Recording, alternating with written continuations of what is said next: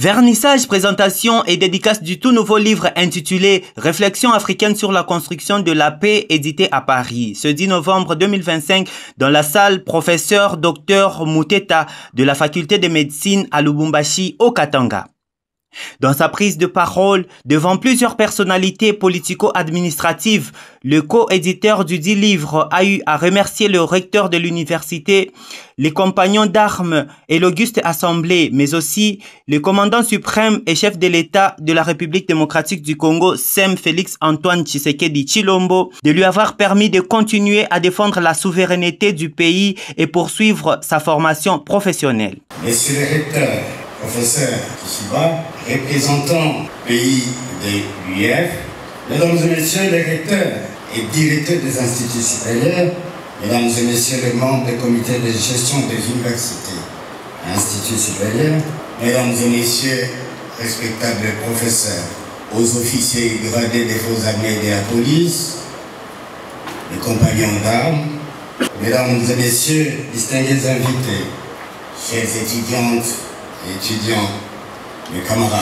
Au nom de tous les éminents professeurs contributeurs à ces livres collectifs et aux miens propres, je vous exprime mes salutations respectueuses et vous remercie de vous être rendu disponible en dépit de vos nobles obligations pour assister à cette séance académique.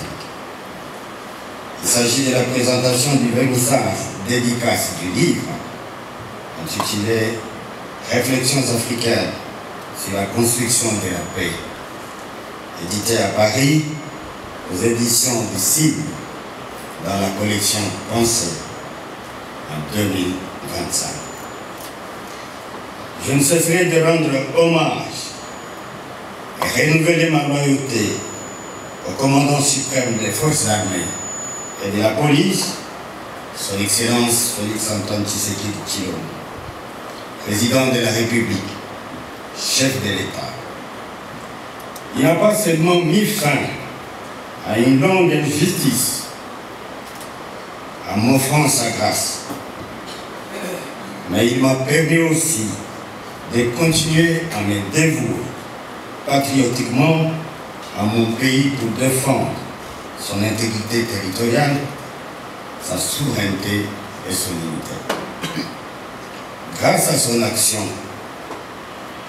je puis reprendre ma formation intellectuelle auprès d'un maître respecté du collège des hautes études de stratégie et de défense, Thiès Dancy, et à l'université de Lubumbashi. J'ai pu ainsi retrouver l'une de mes passions, à savoir la recherche et l'enseignement, grâce à la bonne volonté du recteur de l'université de Lubumbashi. Quant au speech du recteur de la grande alma mater UNILU, le professeur Kishiba a aussi rendu hommage au chef de l'État pour sa poursuite à la recherche de la paix en RDC. Qui revient au fait que nous prononçons chaque fois la science sans conscience n'est que ruine de l'âme. Nous sommes à l'aube de la prise par le président de la République, chef de l'État, grand chancelier des universités en République démocratique du Congo, des reines de la CPGL. Et la science lui propose ce qu'il a proposé aux uns aux autres, les crises, les conflits, les tensions sont des opportunités pour construire des nations et faire des peuples l'interface pour le développement. Je demande à l'auguste assemblée d'applaudir pour le président de la République.